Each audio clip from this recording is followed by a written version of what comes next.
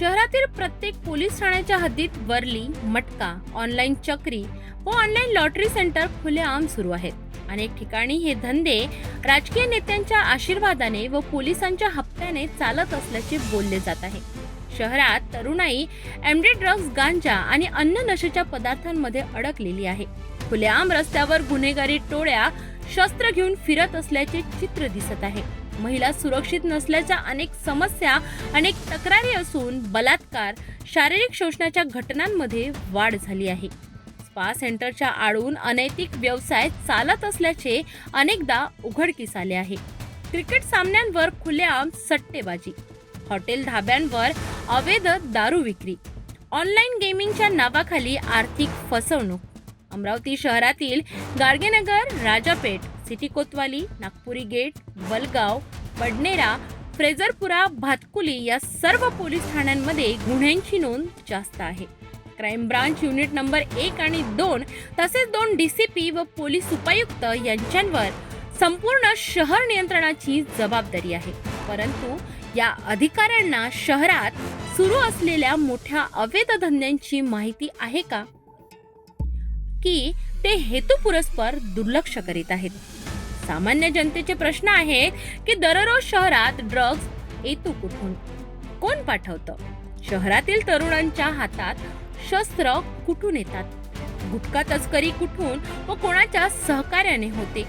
गौण खनिज चोरी करणारे राजकीय नेते व ठेकेदार कोण आहेत?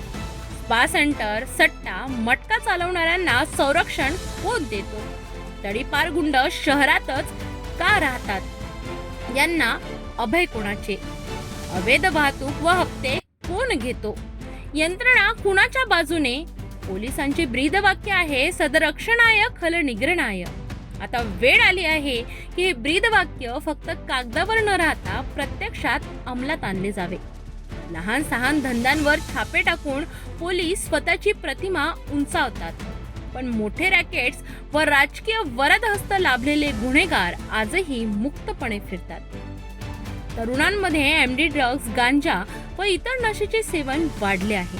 हातात चायना चाकू, कट्टा घेऊन उघडपणे फिरणारे युवक शहरात दहशत पसरवित आहेत. प्रत्येक पोलीस स्टेशनच्या हद्दीत सुरू असलेले वरली मटका, ऑनलाईन चक्री, क्रिकेट सट्टा आणि ऑनलाईन जुगाराच्या दुकानांवर कोणताही अडथळा नाही. पोलिसांना हप्ता मिळतोय अशी सामान्य जनतेची जोरदार तक्रार आहे. अवैध धंद्यांना पोलिसी अभय. सध्या पोलीस आणि अवैध धंदे करणाऱ्यांची समजूतदार टोळी शहरात तयार झाली आहे. राजकीय आशीर्वाद, पोलिसांचे संरक्षण आणि गुन्हेगारीचा स्फोट हे सर्व मिळून अमरावती शहराला गुन्हेगारीच्या गर्तेत लोटत आहे. शहरातील वरली मटका, ऑनलाईन चक्री म्हणजे सट्टा, स्पा सेंटरच्या आड चालणारे वेश्या व्यवसाय, दारू विक्री, गुटखा आणि मादक द्रव्यांची तस्करी यासारखे अवैध व्यवसाय प्रत्येक पोलीस ठाण्याच्या हद्दीत बेधडक सुरू आहेत. स्थानिक सूत्रांचे म्हणणे आहे की यातील बहुतेक धंद्यांकडून पोलीस अधिकाऱ्यांना नियमित हप्ता दिला जातो, त्यामुळे त्यांच्यावर कार्यवाही होत नाही. नशेच्या चक्रात सापडलेली युवा पिढी. शहरातील तरुण वर्ग आज गांजा, एमडी ड्रग्ज यांच्या आहारी गेला आहे.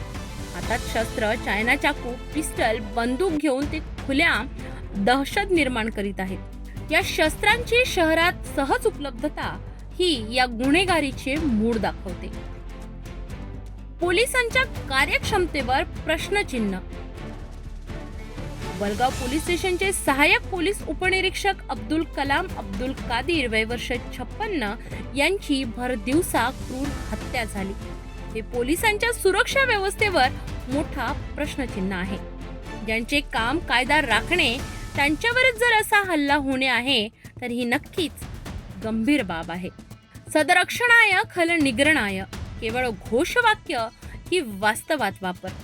राजापेठ, गाडगेनगर, नागपुरी गेट, बडनेरा, फ्रेजरपुरा, वलगाव, सिटी कोतवाली, भातकुली, कोल्हापुरी गेट, नांदगाव पेठ या सर्व पोलीस स्टेशनवर नियुक्त ठाणेदार व क्राईम ब्रांच युनिटवर नियंत्रण ठेवण्यासाठी 2 DCP आणि 1 पोलीस आयुक्त कार्यरत आहेत. पण प्रश्न हाच, एवढं सर्व चालत असताना त्यांना माहिती नाही का?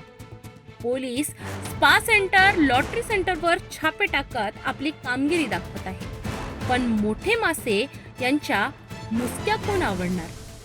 राजकीय वरद असतं की पोलिसांचीच अकार्यक्षमता?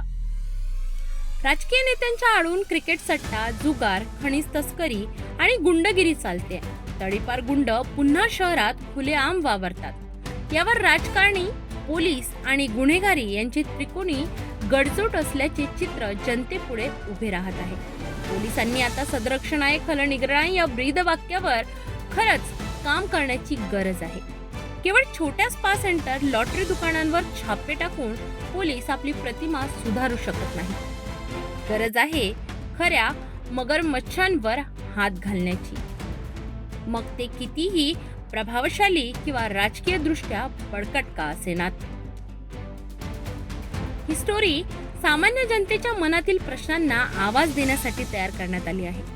जर प्रशासन, पोलीस व्यवस्था आणि राजकीय नेते या मुद्द्यांवर गांभीर्याने विचार करत नसतील तर अमरावतीच्या गुन्हेगारीचा विस्फोट संपूर्ण महाराष्ट्राला हादरवू शकतो. अमरावती शहर सध्या गुन्हेगारी, भ्रष्टाचार आणि अवैध धंद्यांच्या विळख्यात अडकलेलं आहे. सत्ताधाऱ्यांनी आणि पोलीस यंत्रणेने आता तरी जागं व्हावं, अन्यथा उद्या हे शहर गुन्हेगारीचा गड व्हायला वेळ लागणार नाही. पोलीस नेहमीच सांगतात तपास सुरू आहे, पण सत्य किती उघड होईल हे पाहणं महत्त्वाचं ठरेल.